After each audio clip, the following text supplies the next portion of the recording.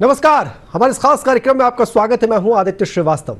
संसद में वक्फ संशोधन बिल पर चर्चा चल रही है। कई समय तक ये चर्चा चलेगी। तमाम दलों के जो लोग हैं वो आज संसद में इस पर अपने विचार रखेंगे, लेकिन पूरे देश भर में इसकी प्रतिक्रियाएं मिल रही हैं। विपक्ष इसका विरोध कर रहा है, पर मुस्लिम समाज जो है वो एक बड़ा वर्ग मुस्लिम समाज का ऐसा है जो इसका समर्थन भी कर रहा है। भोपाल में भी कई लोग ऐसे हैं जो जैसे ही उनको पता चला कि आज संसद में वक्फ संशोधन बिल जो है उसको पेश कर दिया गया तो वो पटाखे फोड़ते नजर आए, एक दूसरे को बधाइयां देते नजर आए, यानी कि ईद एक बार फिर मनाते नजर आए। वहीं वक्फ संशोधन 2024 पर लोकसभा में चर्चा जारी है।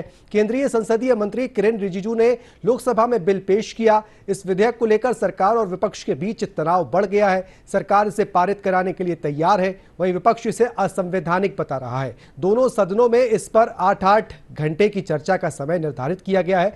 एनडीए ने अपने सांसदों को व्हिप जारी कर विधेयक के समर्थन में वोट देने को कहा है। एनडीए के बड़े सहयोगी दलों टीडीपी, जेडीयू, शिवसेना और लोजपा रामविलास ने भी अपने सांसदों को सरकार के साथ रहने के निर्देश दिए हैं। संसदीय मंत्री किरेन रिजिजू ने कहा है कि यह विधेयक प्रोस्पेक्टिव है। उन्होंने विपक्ष पर देश को गुमराह करने का आरोप लगाया। मैं ये प्रस्ताव आपके सामने में पेश कर रहा हूं। सर, कई लोगों ने अपने अपने तरीके से बातें रखी हैं। किसी ने कहा ये प्रावधान अनकॉन्स्टिट्यूशनल है, गैर संवैधानिक है। किसी ने कहा ये इलीगल है, अनलॉफुल है।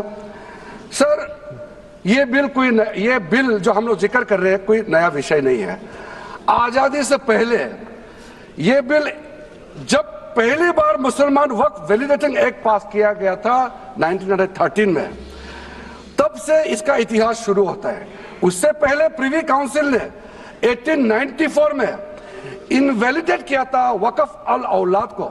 बाद में उसका प्रॉपर लीगल फॉर्म में 1913 के बाद फिर 1923 में द मुसलमान वक्फ एक्ट लाया गया था, जिसमें अकाउंटिंग और ट्रांसपेरेंसी के बारे में ये जोर उसको देते हुए ये एक्ट पास किया गया था। उसके बाद 1930 में द मुसलमान वक्फ वैलिडेशन एक्ट लाया गया है, जो रीइंफोर्स करता है legal validity of the family वक्फ।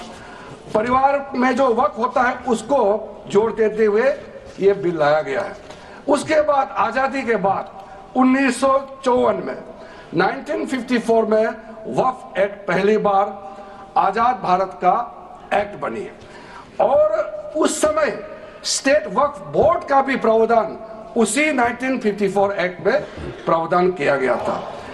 उस समय से लेकर के कई संशोधन के साथ में 1995 में व्यापक रूप से ये वक्फ एक्ट बनी है। तो उस समय किसी ने नहीं कहा कि ये एक्ट अनकॉन्स्टिट्यूशनल है, किसी ने नहीं कहा उस समय ये अनलॉफुल है।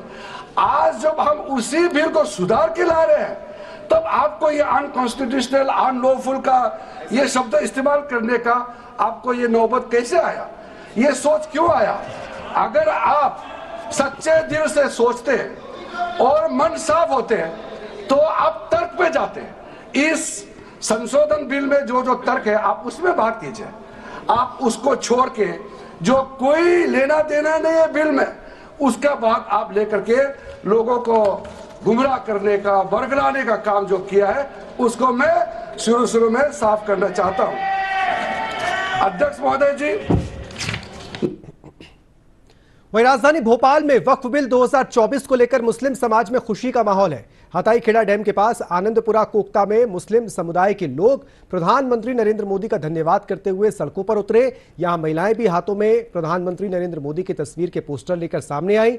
मुस्लिम समुदाय ने भी इस बिल के समर्थन में पोस्टर और फूल लेकर प्रधानमंत्री मोदी का आभार व्यक्त किया। इस उत्सव का हिस्सा बनते हुए लोग ढोल बाजे पर नाचते और आतिशबाजी कर खुशी जाहिर करते हुए नजर आए। इस दौरान मोदी जी संघर्ष करो, हम तुम्हारे साथ हैं, मोदी, नरेंद्र मोदी जिंदाबाद जैसे पीएम मोदी के समर्थन में युवाओं ने नारे लगाए। गौरतलब है कि वक्फ संशोधन बिल 2024 वक्फ अधिनियम 1995 में बदलाव करने वाला विधेयक है, जिसका उद्देश्य वक्फ संपत्तियों के प्रबंधन में पारदर्शिता लाना और दुरुपयोग को रोकना है।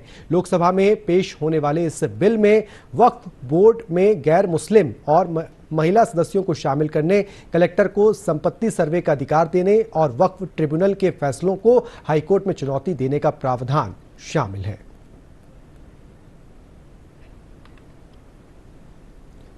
मनीष कांत जैन हमारे साथ वरिष्ठ पत्रकार इस वक्त इस बड़े मुद्दे पर चर्चा के लिए जुड़ रहे हैं। मनीष जी, बहुत बहुत स्वागत करते हैं आपका दूरदर्शन मध्य प्रदेश पर। सबसे पहले तो यही, कितना बड़ा दिन आज देखा जाए, संसद में वक्फ संशोधन बिल पर जो है वो चर्चा चल रही है।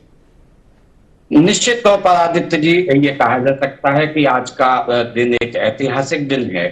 यदि वक्फ बोर्ड की यदि पूरे उसके बैकग्राउंड को देखा जाए तो हम आपको बता दें कि 1954 में इसका पहला ड्राफ्ट जवाहरलाल नेहरू जो तत्कालीन प्रधानमंत्री थे, उनके नेतृत्व में पहला ड्राफ्ट तो लोकसभा में पेश किया गया था। 1955 में इसको अधिनियम का स्वरूप दिया गया, हालांकि उसमें 1955 में एक बार संशोधन भी किए गए थे और 1955 में ही राज्यों के वक्फ बोर्ड के गठन की प्रक्रिया का नया प्रावधान किया गया था।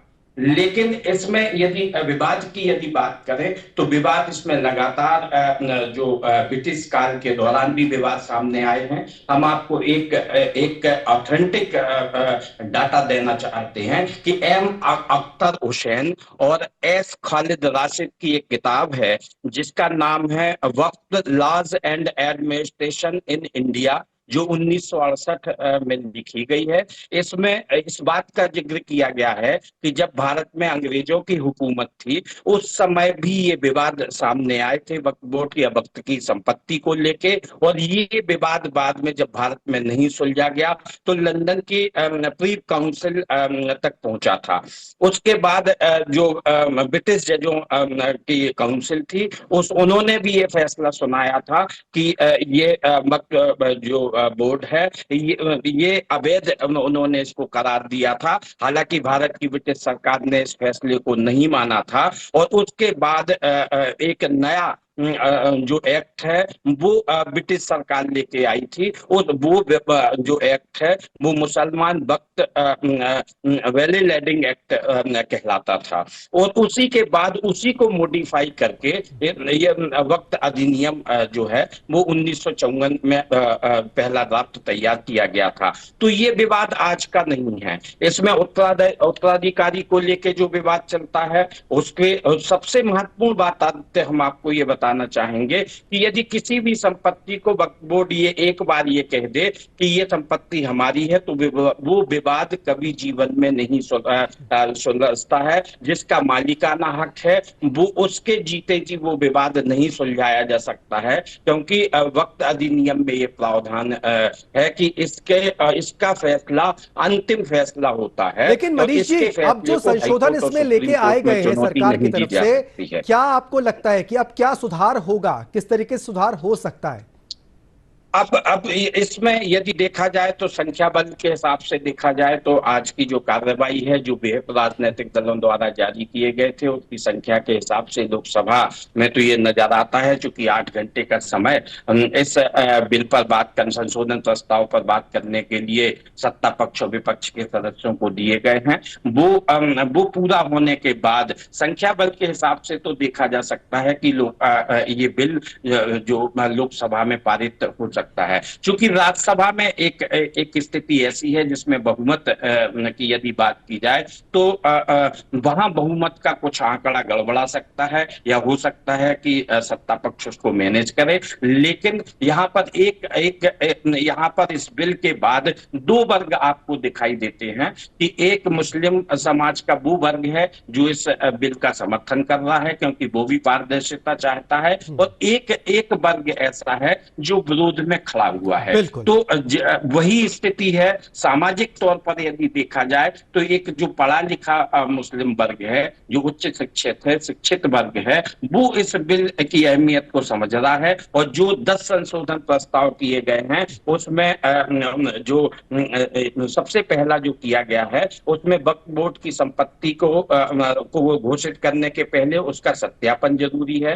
कलेक्टर को इसको इन संपत्तियों के सर्वे सर्वेक्षण के या इसका किसका मालिकाना हक है, इसके अधिकार डिसाइड करने के लिए दिए जा सकते हैं। गैर मुस्लिम सदस्यों की नियुक्ति इसमें किए जाने का प्रावधान का प्रस्ताव है। इसके अलावा महिलाओं को भी इसमें जगह मिलना चाहिए, इसका है। तो ये कुल मिला के ये कहा जा सकता है कि इसमें जो पारदर्शिता की एक बात की गई है, हालांकि अभी तक ये कोई बिल में ये कोई बात सामने नहीं आई है कि सरकार इसको, जैसे अफवाहों का एक दौर चलता है कि सरकार वक्त की संपत्तियों को छीनना चाहती है, जी। सरकार उन पर कब्जा करना चाहती है, सरकार उनको बेचना चाहती है। तो ऐसी अभी कोई बिल में कोई जो 10 संशोधन प्रस्ताव हैं, उसमें ये इन समझ में प्रस्तावों नहीं में आ इस रहा। बात की कोई जिक्र नहीं है। बिल्कुल। सिर्फ एक जो व्यवस्था है उस व्यवस्था को में पारदर्शिता की बात है, महिला सशक्तिकरण की बात है, या जिला कलेक्टर को पावर देने की बात है। इसके अलावा वक्त का जो ट्रिब्यूनल है उसके फैसले को हाई कोर्ट या सुप्रीम बिल्कुल। कोर्ट में चुनौती देने की बात की गई। बिल्कुल। मनीष जी, आपने बहुत महत्वपूर्ण बात बोली। आपने बोला इस देश में दो धड़े हैं, एक समर्थन कर रहा है मुस्लिम पक्ष का ही, एक विरोध कर रहा है, लेकिन जो पढ़ा लिखा मुस्लिम वर्ग है, वो समझदार मुस्लिम जो वर्ग है, वो उसका समर्थन भी कर रहा है। हमने भोपाल में अगर देखें तो भोपाल में कई मुस्लिम धर्मावलंबियों से बात की है और वो किस तरीके से इसका समर्थन करते हुए दिखाई दिए, आतिशबाजी करते हुए लोग नजर आए। और जैसे ही उनको संसद में ये बिल जो है पेश किया गया तो उन्होंने एक दूसरे को बधाइयां दी हैं और किस तरीके से प्रतिक्रिया उनकी निकल कर आई। हमने उनसे बातचीत की, क्या कुछ बोला उन्होंने वो सुनाते हैं पहले।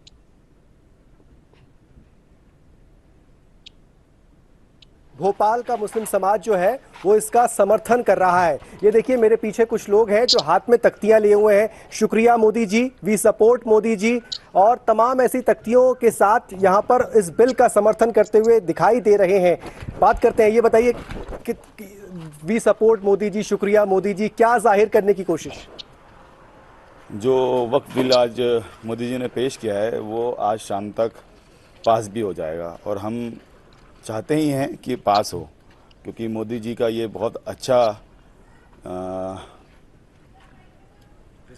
विज़न है।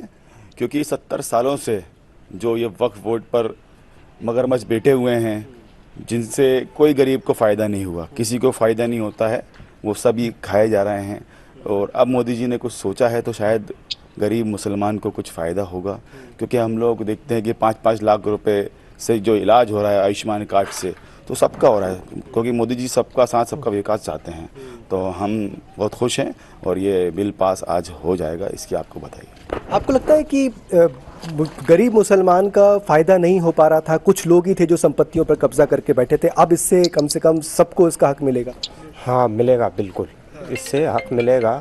गरीब लोगों को तो कुछ इसमें 70 सालों से मिला ही नहीं, मुसलमानों को, गरीबों को कुछ नहीं मिला है, अब तो मिलेगा ना। मोदी जी ने कुछ सोचा है तो इन गरीबों के लिए सोचा है ना, और ये बिल पास होगा तो इससे सारे मुसलमान गरीब लोगों का फ़ायदा होगा।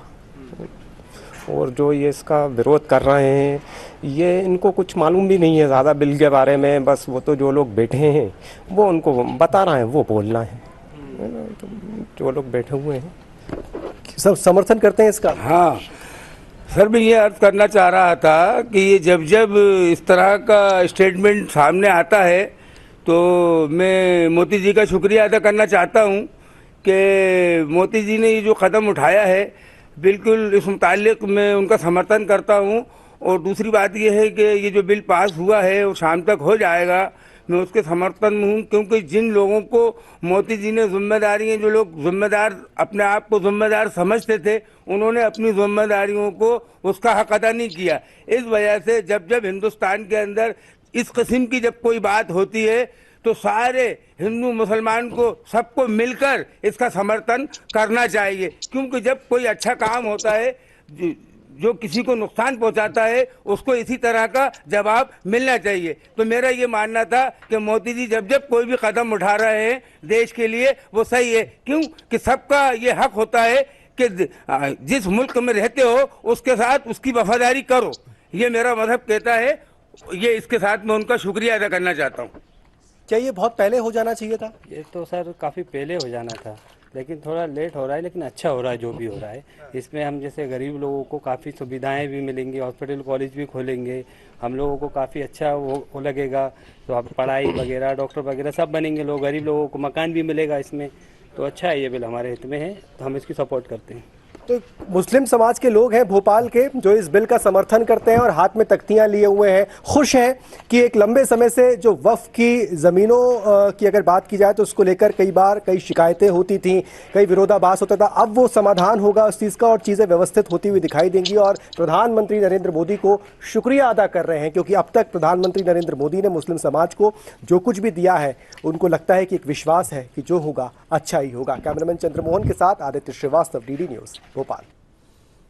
मनीष कांत जैन जी हमारे साथ लगातार बने हुए। मनीष जी, हमने दर्शकों को सुनाया किस तरीके से भोपाल का मुस्लिम समाज जो है वो अपनी प्रतिक्रिया दे रहा है, आपने भी सुना होगा। ये विश्वास जो जागा है 10-11 सालों में, ये विश्वास क्या ऐसे ही तो नहीं जागा होगा? आज अगर प्रधानमंत्री या सरकार, भारत की सरकार ने कुछ फैसला अगर लिया है इस तरीके के संशोधन वक्फ की जमीनों को व्यवस्थित करने का, पारदर्शिता लाने का, तो एक विश्वास मुस्लिम समाज में है जिस बात को वो व्यक्त कर रहे हैं आज। निश्चित तौर पर आदित्य, ये कहा जा सकता है जो लगातार फैसले 10 सालों में मोदी सरकार ने लिए हैं, एक विश्वास लोगों में, हर समाज में, मुस्लिम अकेले समाज की बात नहीं है, हर समाज के लोगों में एक सुरक्षा का भाव जागृत हुआ है, एक विकास की अवधारणा की तरफ सोचने की जो प्रवृत्ति हुई है उसका विकास हुआ और एक अच्छे संकेत कहे जा सकते हैं। जैसा कि हमने आदित्य पहले भी बताया था कि एक दो वर्ग हैं। एक वर्ग ये मानता है कि वक्त की इतनी संपत्ति होने के बावजूद भी उसको 1 रुपए का आज तक फायदा नहीं मिला है। दूसरी बात हम आपको एक और चीज बताना यहाँ पर चाहते हैं कि वक्फ बोर्ड से अकेले कोई हिंदू परेशान नहीं है, या उसमें सबसे ज्यादा परेशान मुस्लिम लोग हैं क्योंकि उनकी संपत्तियों को भी वक्फ बोर्ड वक्त की संपत्ति घोषित करके और उन पर कब्जा कर लेता है। तो ये इसमें जो मुस्लिम समझदार हैं, जो इस बिल के बारे में, संशोधन बिल के बारे में समझ रहे हैं, उनको इस बात का भान है कि वक्फ बोर्ड से एक भी आज तक स्कूल का संचालन नहीं हो रहा है, एक भी अस्पताल का संचालन नहीं हो रहा है और 9.4 लाख एकड़ जमीन इस भारत में मौजूद है जिसकी कीमत 1.2 लाख करोड़ रुपए जो कलेक्टर गाइडलाइन है 2022 के अनुसार। अब और इसकी संपत्ति की कीमत में इजाफा हो गया होगा तो 2022 की कलेक्टर गाइडलाइन के अनुसार पूरे देश में 1.2 लाख करोड़ की संपत्ति है, लेकिन आज तक एक भी ना स्कूल संचालित किया जा रहा है, ना यूनिवर्सिटी संचालित की जा रही है, ना अस्पताल संचालित की जा रही है। तो इस संपत्ति का लाभ किसको मिल रहा है, ये सबसे बड़ा एक अहम सवाल है। और मुस्लिम वर्ग का एक वर्ग जो है वो इस बात को समझ रहा है और इसीलिए यही कारण है कि भोपाल में फटाके फोड़कर मोदी जी को धन्यवाद देकर, पीएम या भारत सरकार को धन्यवाद मनीष जी, मैं रोकना चाहूंगा आपको, आप बने रहिएगा मेरे साथ। आशावान है कि आज शाम तक इस बिल पर फैसला हो जाए। मनीष जी, आप बने रहिएगा मेरे साथ। सनव्वर पटेल जी मेरे साथ जुड़ रहे हैं, मध्य प्रदेश वक्फ बोर्ड के चेयरमैन है। सनव्वर जी, स्वागत करते हैं आपका दूरदर्शन मध्य प्रदेश पर। आपसे शुरुआत में जब वक्फ ये बिल आ रहा था उस वक्त भी स्टूडियो में चर्चा हुई थी, आपने बहुत महत्वपूर्ण आंकड़ा बताया था। आपने कहा था कि 90% वक्फ की वैधानिक संपत्तियों पर मध्य प्रदेश में अवैध कब्जा है। अब आज कितना बड़ी राहत का दिन मानते हैं जब संसद में ये संशोधन बिल जो है वो प्रस्तुत हो चुका है?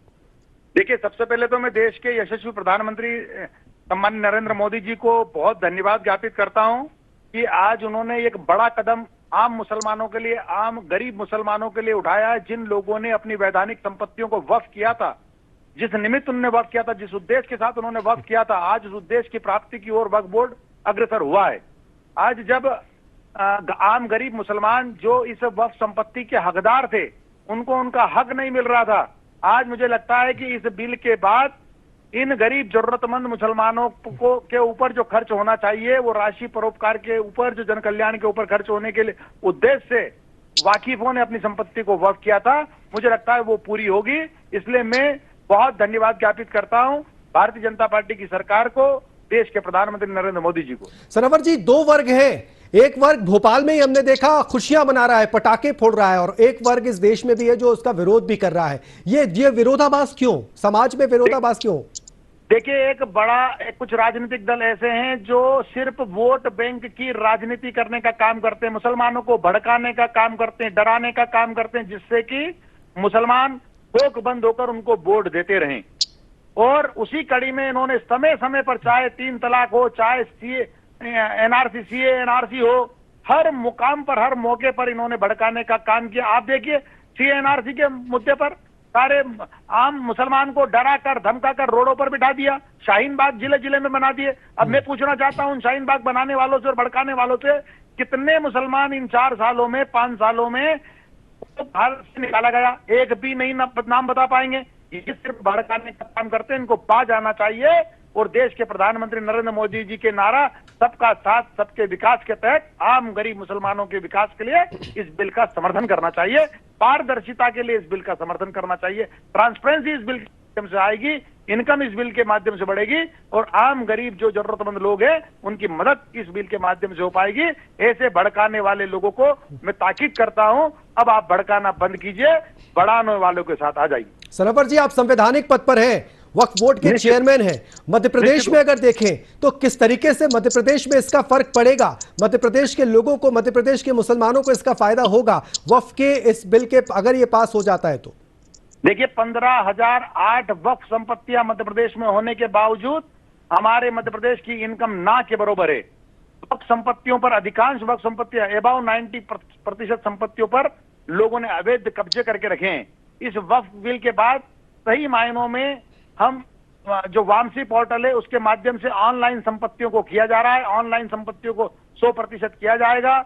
उनकी जो इनकम है वो पट्टा नियम जो भारत सरकार ने बनाया 2020 में, उसके अनुसार पट्टा नियम से किराएदारी की जाएगी और जब किराएदारी के बाद इनकम मध्य प्रदेश वक्फ बोर्ड की बढ़ेगी, निश्चित रूप से पूरे देश में, पूरे मध्य प्रदेश में अमूलचूल परिवर्तन आएगा। हम बेटे बेटियों की फीस भरने का काम करेंगे, हम मेधावी बेटे बेटियों को ड्रॉप आउट होने से रोकेंगे और एक बेटा बेटी जब पढ़ता है तो पूरा समाज आगे बढ़ता है, पूरे समाज को आगे बढ़ाने का काम हम करेंगे। बहुत बहुत शुक्रिया सनोवर पटेल जी हमारे साथ जुड़ने के लिए। अध्यक्ष है मध्य प्रदेश वक्फ बोर्ड के चेयरमैन है, बहुत बहुत शुक्रिया आपका। और किस तरीके से मध्य प्रदेश को इसका लाभ होगा इस बिल के पास हो जाने के बाद, जब ये संसद से बिल पास हो जाएगा तो ये सनोवर पटेल हमें बता रहे थे और स्वागत कर रहे हैं इस कदम का, सरकार के इस कदम का स्वागत कर रहे हैं। मनीष कांत जैन जी लगातार हमारे साथ जुड़े हुए, लेकिन उससे पहले एक छोटे से ब्रेक के लिए रुक रहे हैं, जल्द लौट रहे हैं, बने रहिए हमारे साथ। ओह लवली, वेल डन। अब होगा बड़ा स्टूडियो, नया कैमरा, नई लाइट्स, लगे हाथ नई कार भी ले लो उसी लोन से। नो, लोन लिए गए काम में ही लगाओ, समय से ईएमआई चुकाओ, क्रेडिट स्कोर बढ़ाओ और अगला लोन आसानी से पाओ। कार नहीं तो मेरी फोटो तो ले लो। आप कौन? आरबीआई कहता है वित्तीय समझदारी समृद्ध नारी। ब्रेक में स्वागत है आपका। आज बात हो रही है वक्फ संशोधन बिल जो संसद में पेश हुआ है उस पर, और भोपाल में हमने कुछ और लोगों से भी बातचीत की है।